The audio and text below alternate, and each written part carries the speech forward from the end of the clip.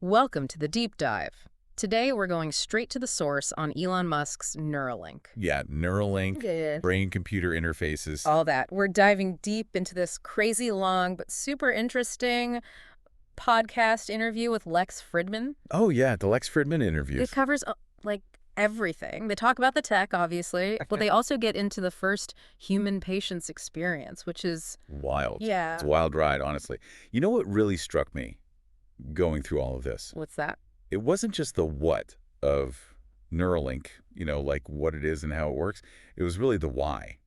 Okay, I'm intrigued. Why? Elon Musk, he's not just trying to build some cool gadget, right? Mhm. He wants to tackle these huge limitations that we have as humans. Okay, what kind of limitations? I mean, I feel like my phone is already like an extension of my brain. Right, but he's talking about going way beyond that. He actually compares Neuralink to the development of language. Whoa.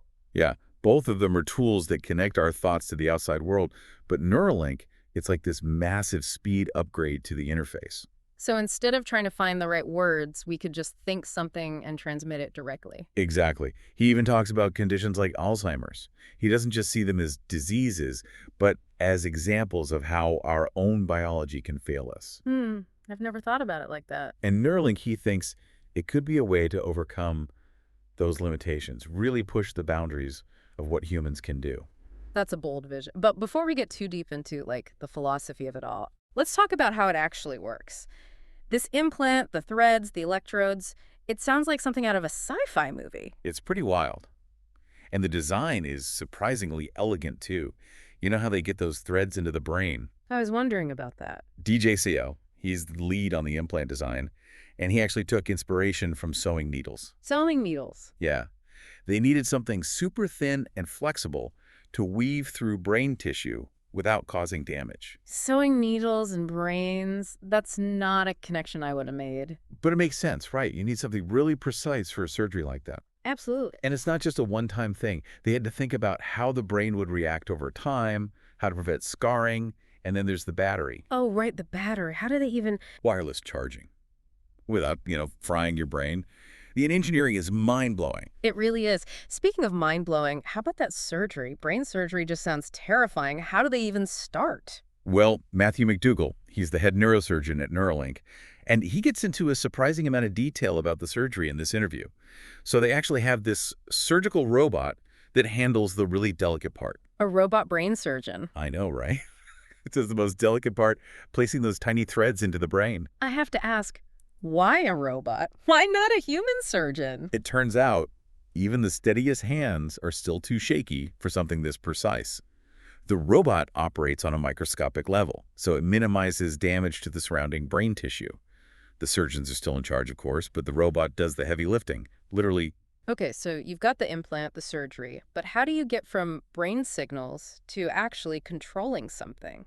Our brains are complicated. That's where it gets really interesting. They're basically translating those brain signals into commands that a computer can understand. Wow, so they're like deciphering a secret code.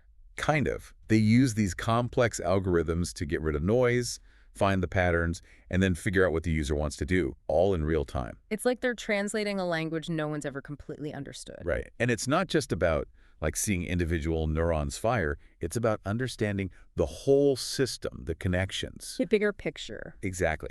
And that's where Bliss Chapman comes in. He leads the software team, and man, did he have to come up with some creative solutions. Like what? Give me an example. Remember how we were talking about latency before? Yeah, that lag between thinking and something actually happening on the screen, so annoying. Imagine that. But you're trying to control a cursor with your mind. Ugh, that would be so frustrating. It would feel completely unnatural. So, get this. Bliss and his team, they actually developed algorithms that can predict what the user wants to do. Predicts. Yeah, like a fraction of a second before they even consciously think it. Whoa, hold on. Predicting the future of your own brain.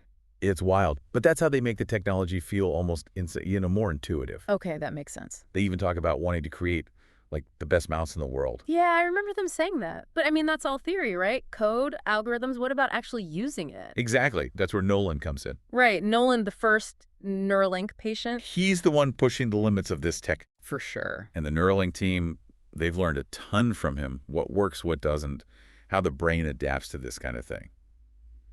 So what was it actually like for Nolan? It's been a journey, that's for sure. He's super open about the ups and downs, the recovery, the mental effort it takes to train your brain. He even talks about having to, like, calibrate his thoughts, almost like he's become a programmer for his own brain. That's incredible. Were there any bumps in the road? Oh yeah, for a while there, his signal quality started dropping. Oh, no. What happened? At first, they thought the implant was malfunctioning, but it turned out the way they were measuring his brain activity just wasn't sensitive enough. So what did they do? Another surgery? No, luckily they didn't have to do that. Yeah. But Bliss, he's amazing, he had to basically rewrite a huge chunk of code. Yeah, the part that detects the neuron activity, he had to revamp the whole thing. And did it work? It did.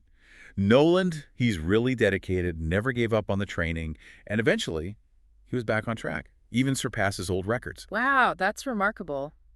Talk about resilience both for Nolan and for the tech itself. For sure. So right now, it seems like they're really focused on things like cursor control, right? Yeah, which is already incredible. But what about all the other stuff, like restoring sight, enhancing abilities? Well, those are definitely long-term goals, and Elon, he's not afraid to talk about them. So what's the timeline? When can I get my Neuralink upgrade?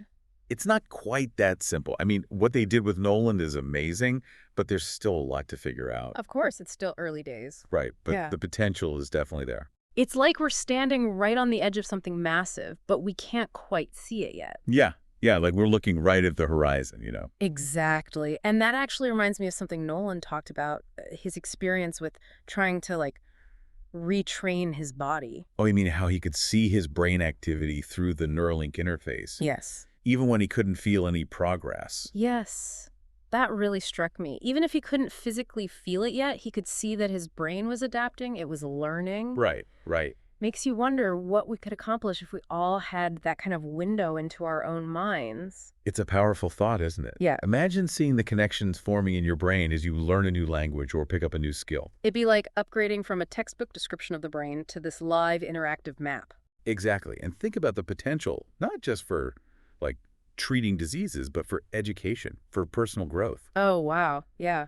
What if we could learn in a way that perfectly matches how our brains actually work? It's mind-blowing. But I guess for now, the focus is on helping people like Nolan regain abilities they've lost. Which is already a huge deal. The impact this could have for people with paralysis, Parkinson's, amputees, it's revolutionary. Absolutely. It really makes you appreciate just how far we've come, but also how much potential there still is. For sure. Well, as we wrap up this deep dive into Neuralink, I have to say I'm feeling both excited and a little bit, I don't know, cautious. I get it. The possibilities are really exciting, but we have to remember the ethical side of things too. Yeah, we definitely need to make sure this technology is used responsibly. Couldn't agree more, but that's a whole other conversation. Definitely a topic for another deep dive. Absolutely. But for now, we want to hear from you. What do you think about Neuralink and the whole brain-computer interface thing? Is it exciting? Scary? A little bit of both? Let us know. And until next time, keep on diving deep.